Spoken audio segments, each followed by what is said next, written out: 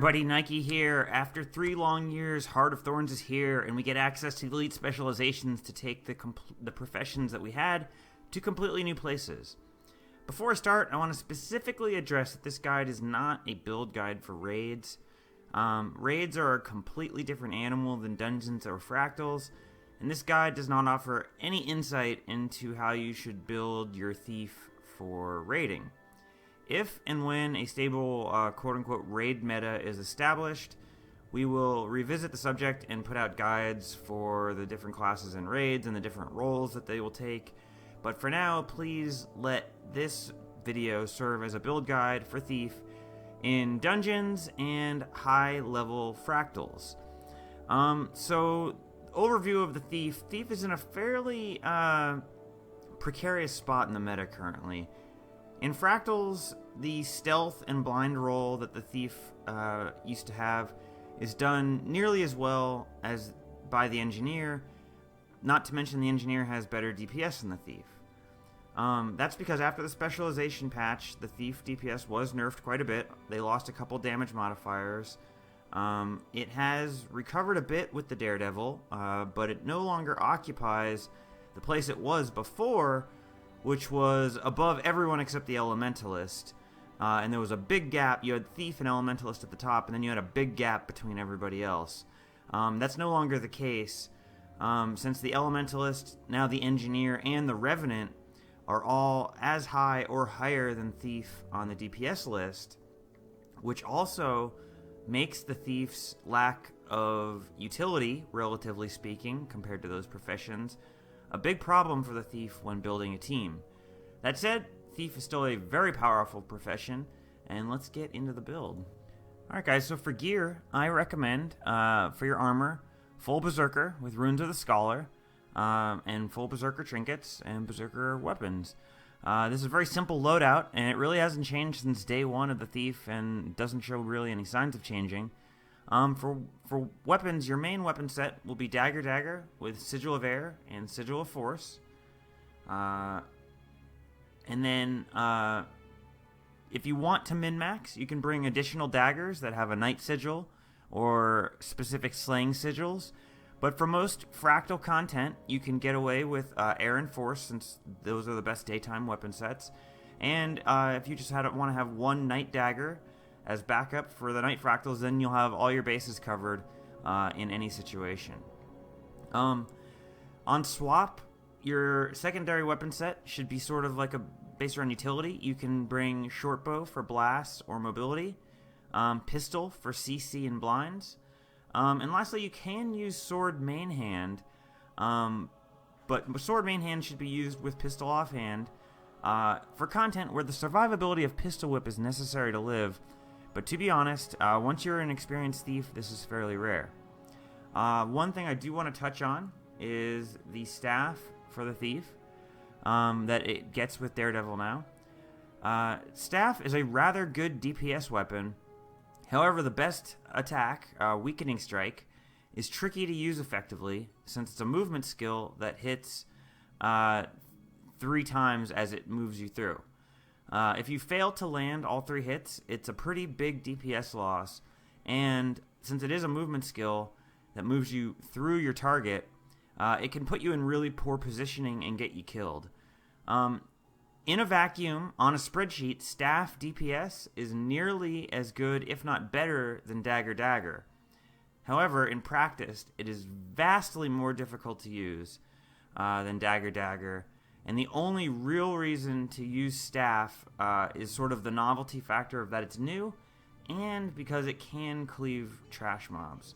But for the most part, you're going to want Dagger as your main go-to set. So that's it for gear, guys. We'll move on to traits. Alright guys, so for traits, we're going to take Deadly Arts, Critical Strikes, Daredevil. In Deadly Arts, we're going to take Mug, Revealed Training, and Executioner, same as before. Nothing changed here. These are DPS boosting traits. Same thing for Critical Strikes. Nothing's changed. Flawless Strike, Practice Tolerance, No Quarter. Again, more mega awesome critical damage boosts. All things we like very much. The new hotness, however, is in Daredevil. Daredevil is replacing Trickery in this build because it offers quite a bit more DPS boosting capabilities than Trickery. Foremost, at the Adept level, we have Havoc Master, which is a 7% DPS boost to bosses in melee range. We like that. That will help replace lead strikes from Trickery quite a bit. At the Master level, we're going to take Impacting Disruption. A big part of PvE, now that bosses all have break bars, is breaking their break bar as often as possible to make them stunned for 5 seconds, and additionally, they will often have a special effect, such as they take increased damage. Pulmonary Impact rewards you for doing this with a very big hit. When you're fully buffed in an organized group with all your buffs, Pulmonary Impact is going to hit for like 7k. So, if you are able to interrupt the boss with your CC, Pulmonary Impact will give you a pretty nice high damage skill. And then at the Grandmaster level, we're going to take Bounding Dodger. Bounding Dodger turns our dodge roll into an attack that not only will give you the evade that you're used to, but it will also do a very large amount of damage to your target. Additionally, besides just the damage, it gives you a 4-second buff that will do all your attacks for that 4 seconds will do an additional 10% damage. When I show you guys the DPS rotation, you'll see that we make activating Bounding Dodger at key moments a very big part of our DPS rotation. And it's because of the combination of Bounding Dodger and Havoc Master that this build is able to completely out DPS the old Thief build, hands down. So that's it for the traits. Alright guys, so Consumables for the Thief. I want to briefly discuss this. I do recommend people use Consumables. Using food and utility nourishment is an important DPS upgrade that you should be running. Even if you're a poorer player and cannot afford best in slot level 400 food, you may always use cheaper variants. Remember, the gap between no food and cheap food is much bigger than the gap between cheap food and expensive food. Always use something, even if it's cheap food. For Thief, the best food that I recommend is a bowl of seaweed salad, 10% damage while moving. However, it's quite pricey, and a more affordable option is plates of truffle steak, which is nearly as good at DPS and well worth using if you're on the budget. Additionally, I always recommend having the appropriate Slayer potions for whatever content you're doing. However, for certain dungeons and fractals, there is not an appropriate Slayer potion. In those cases, I recommend using Sharpening Stones of the best quality that you can afford. If you want the absolute best in slot for the Thief, it would be the Toxic Sharpening Stones for the plus 100 power, plus 10% Condi duration. Thief doesn't generate a great deal of boons without Trickery anymore, so for the most part, you don't benefit from the boon duration Sharpening Stones, but you do put out some amount of conditions, so therefore the absolute best in slot is the Toxic Sharpening Stones for the Thief. However, they're also very expensive, and you should use the nourishment that fits your budget best. However, I want to reiterate again, it is so super important for you guys to use some food and utility nourishment in your dungeon and fractal runs, even if it's not very good and it's like the level 60 food or even the level 40 food. Anything is significantly better than nothing. So that is it for Consumables. Alright guys, so for our slot skills, we select Baseline, Assassin Signet, and Signet of Agility. These two will rarely leave your bar. They are awesome DPS boosts. Assassin Signet works out to be like a 6-7% DPS boost, and Signet of Agility is only slightly worse than that. However, you have so much critical damage that Signet of Agility might actually be better of a DPS boost than Assassin Signet. So having both these together is a pretty nice boost for you as a Thief. Our third utility slot is sort of your free space where you can do whatever's best for your team, whether that be Shadow Refuge for super long stealth, Smoke Screen for projectile reflex, or even something like Shadow Trap for teleporting back and doing something faster, like the Cliffside Arm Seals, or even a Venom for Devour Venom for Immobilize. All of these things are quite good, and they help out a lot, and so you should be always using your third slot, or even replace the Assassin Signet if you need extra utility. Always keep in mind what you can do as a thief player to maximize your contribution to your team, and always be changing around your slot skills to do that. For the healing skill, I recommend Signet of Malice. Over time, it is by far the best healing skill that a thief has access to. However, there are certain fights where Withdraw is significantly important because it is a built-in evade as well as a gap creator. So for certain bosses, it is super useful to have evade. I recommend it for fights like the Archdiviner and Fractals and Mossman. Anytime where you basically are going to really want an extra evade on your bar and the ability to put some space between you and the boss. For elites, I used to recommend having Dagger Storm as your standard. However, now it's Basilisk Venom. Why is that? As I touched on earlier, breaking the break bar of bosses now is so super important. It's critical to your team's success of bringing down bosses in a speedy way. You want to, anytime you have the ability to do so, break a boss's break bar. So I highly recommend you take Basilisk Venom every 40 seconds. You basically get to take about half of a boss's break bar away. It's not the absolute greatest thing, but it is quite good at what it does if you have to break a break bar in a hurry. Additionally, do keep in mind that Dagger Storm exists. It's a projectile reflect in a pinch, and it is one of your few accesses to stability.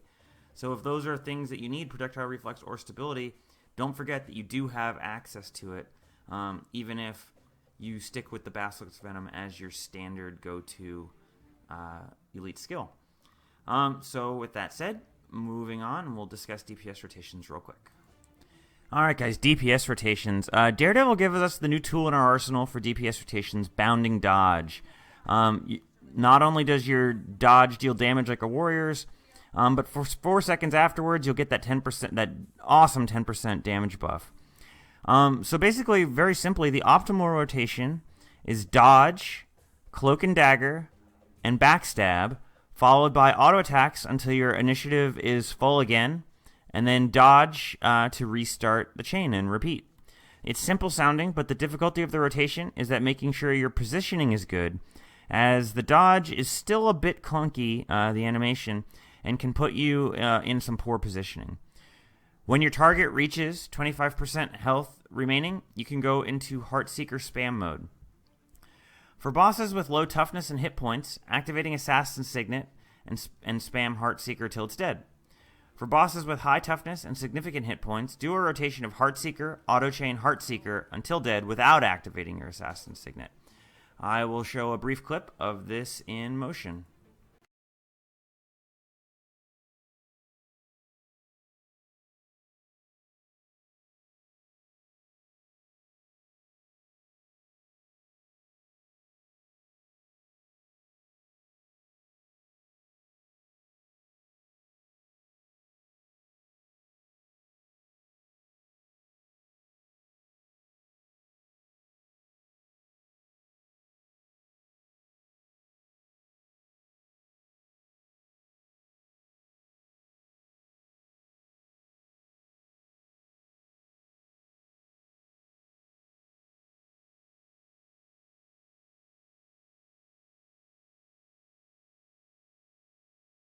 Alright, now for the staff rotation, should you be inclined to use staff? Basically what you want to do, it's very similar. You're going to dodge to activate your Bounding Dodger, then you'll do a weakening charge, and then vault back to your target, which is a very powerful attack, followed by auto attack chains until your initiative is full again, and then you'll repeat with a dodge, a weakening strike, and a vault. As I said before, this is a very high DPS rotation. However, Weakening Strike is a little bit tricky to use effectively and can put you in dangerous situations. So I would advise you to get a lot of practice on this, and I would also advise you to really stick to the Dagger. However, I know some people are going to want to play this, and the damage is good if you can make it work for you. So I did want to present it here and let you guys at least play with it and see how it goes. So I'll do a short clip of this rotation in action coming up next.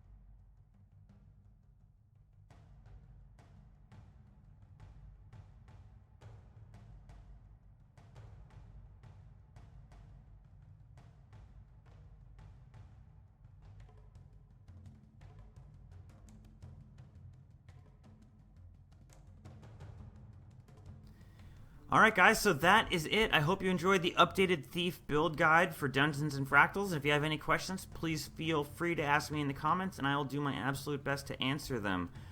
Thanks again for watching, and I will see you next time. Have a great one.